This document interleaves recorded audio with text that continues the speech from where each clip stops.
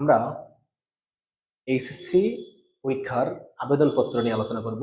HSC পরীক্ষায় একটি আবেদনপত্র যেটা আসবেই আবেদনপত্রটি, সেটা হচ্ছে সহকারী শিক্ষক পদের জন্য আবেদন। হয়তোবা সহকারী শিক্ষক পদের জন্য আবেদন না এসে কলেজের প্রভাষক পদে আবেদনপত্র আসতে পারে, কিংবা কোনো বেসরকারি প্রতিষ্ঠানে আবেদনপত্র আসতে পারে।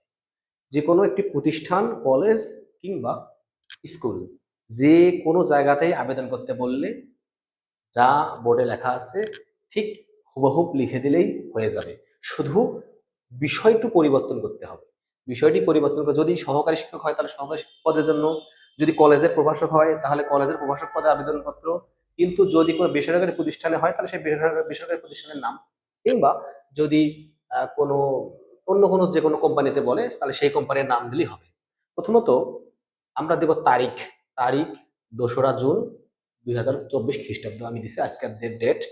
তারপর বরাবর অধ্যক্ষ, যদি কলেজের নাম সেই প্রশ্নে দেওয়া থাকে তাহলে সেই কলেজের নাম দিব, কিন্তু যদি সেই কলেজের নাম দেওয়া না থাকে তাহলে আমরা ইচ্ছা মতো একটা দেবো। আমি দিলাম গাইবান্ধা সরকারি কলেজ, কিন্তু এখানে তো অন্য কোনো জায়গার নাম দেওয়া যায়। যদি শিক্ষক পদের জন্য আমরা এখানে স্কুলের নাম দেবো, যে কলেজের নাম হয় তাহলে কলেজের নাম দেবো। তাহলে যেহেতু আমাদের এখানে শিক্ষক, সহকারী শিক্ষক, তাহলে আমরা স্কুলের নাম দেবো। এখানে স্কুলের নাম দিলাম যে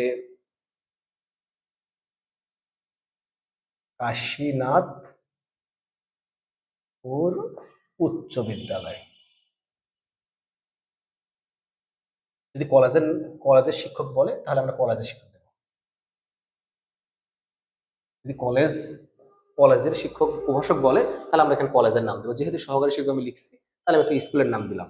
এরপর জনাব সবিনয় নিবেদন, এই যে গত, আমরা এখানে যে তারিখ দেব তার 5, 6, 7 যে কোনো আগের একটা তারিখ দেবো, তাহলেই হবে। এখানে দিলাম 20 মে 2024 খ্রিস্টাব্দ তারিখে প্রকাশিত দৈনিক প্রথম আলো, যে কোনো একটা পত্রিকার নাম দিলেই হবে। পত্রিকার নামটা আমরা কমার মাধ্যমে, ইনভার্টেড কমার মাধ্যমে ক্লোজ করে দেবো। প্রথম আলো পত্রিকার মারফত জানতে পারলাম যে আপনার প্রতিষ্ঠানে কিছু সংখ্যক সহকারী শিক্ষক নিয়োগ দেওয়া হবে। উক্ত পদের একজন আগ্রহী প্রার্থী হিসেবে আমার জীবন বৃত্তান্ত পেশ করছি। এরপর প্রার্থীর নাম, আপনার নামটা দিতে হবে। এরপর পিতার নাম, মাতার নাম, এরপর স্থায়ী ঠিকানা, গ্রাম, ডাকঘর, উপজেলা এবং জেলা। বর্তমান ঠিকানা, আমি বর্তমান ঠিকানাটা দিয়ে রাখছি, বর্তমান ঠিকানা। এরকম একটা বর্তমান ঠিকানা দেওয়া যায়, অথবা স্থায়ী ঠিকানাটাও এখানে দেওয়া যাবে। এরপর জাতীয়তা বাংলাদেশি, বাংলাদেশি বানানোর হ্রস্বইকার হবে। জাতীয় পরিচয়পত্রের নম্বর, যে কোনো একটি 8 ডিজিটের নাম্বার দিলেই হবে, আমরা 8 ডিজিটের একটি নাম্বার দেব। এরপর ধর্ম ইসলাম, বৈবাহিক অবস্থা অবিবাহিত। শিক্ষাগত যোগ্যতা, শুরুতেই পরীক্ষার নাম, বিভাগ, রেজাল্ট, পাশের সন, বোর্ড। পরীক্ষার নাম এসএসসি, এইচএসসি, স্নাতক, স্নাতকোত্তর। বিজ্ঞান বিভাগ বাংলা এবং বাংলা।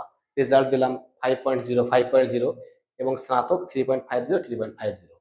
এরপর এখানে 3.50 4 পয়েন্ট দেওয়া যাবে। অবশ্যই মনে রাখতে হবে এগুলোতে 5 পয়েন্ট দেওয়া যাবে না। কেননা কারণ স্নাতক 5 পয়েন্ট হয় না, স্নাতক 4 পয়েন্ট সর্বোচ্চ, এর উপরে হয় না। যেমন এসএসসি 5, কিন্তু স্নাতক 4 পয়েন্ট পর্যন্ত সর্বোচ্চ। এই জন্য আমরা 3.50 দিলাম, 4 পয়েন্টও দিতে পারো। এবার পাশের সন 2010, 2 বছর পরে 12, এটা 4 বছর পর দিতে হবে, কারণ অনার্স 4 বছর। 2016 এবং মাস্টার্স 1 বছর পর আমরা 2017 দিলাম। বোর্ড দিনাজপুর এবং দিলাম ঢাকা বিশ্ববিদ্যালয়, যে কোনো একটা সরকারি কলেজের নাম দিলেও হবে, কিংবা যে কোনো একটা বিশ্ববিদ্যালয়ের নাম দিলেও হবে, সমস্যা নেই। এবার অভিজ্ঞতা, একটি বেসরকারি প্রতিষ্ঠানে শিক্ষকতার 5 বছর অভিজ্ঞতা ও কম্পিউটার প্রশিক্ষণ প্রাপ্ত। এরপর দেব উপযুক্ত তথ্যাদি পর্যালোচনা করে আমাকে উক্ত পদে নিয়োগ দানে বাধিত করলে জনাবের নিকট চিরকৃতজ্ঞ থাকবো বা কৃতজ্ঞ থাকবো, দাঁড়িয়ে দেবো। তারপর দেবো নিবেদক দিয়ে মোহাম্মদ, তোমার নাম, এখানে জানা লিখছি মামুন, এটার নাম লিখলাম। এরপরে সংযুক্তি, সকল সনদের 1 কপি ফটোকপি, 4 কপি পাসপোর্ট সাইজের ছবি, জাতীয় পরিচয়পত্রের ফটোকপি ও অভিজ্ঞতা সনদের ফটোকপি। এখন প্রশ্ন হলো লিখতে হবে কয় পৃষ্ঠায়? লিখবো আমরা 2 পৃষ্ঠা। আমি বোর্ডটাকে মাঝখানে দাগ দিয়ে 2টা পৃষ্ঠায় ভাগ করছি। যেমন আমরা একটি খাতাতে লিখতে পারি,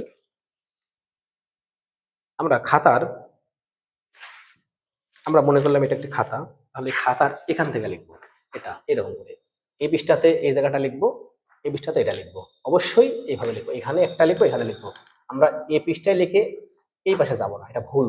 এই পৃষ্ঠা লিখছি শুরুতে, তারপরে এই পৃষ্ঠায় আসলাম, এটা করা যাবে না।